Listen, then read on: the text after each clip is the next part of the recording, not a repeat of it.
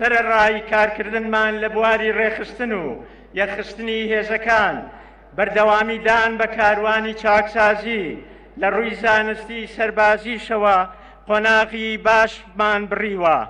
لە میانی پەیوەندی ڕاستە و خۆمان لەگەڵ وەزارەتی بەرگری عێراق، لەگەڵ بەڕێز وەزیری بەرگری عێراق و بەڕێز جێگری فەرماندەی قیادەی عەمەلیاتی موشتەرەکە و سەرۆکایەتی ئەرکانی سوپای عێراق توانیمانە بەشێکی زۆر لە گرژەکانی نێوان پێشمەرگەی کوردستان و سوپای عێراق چارەسەر بکەین.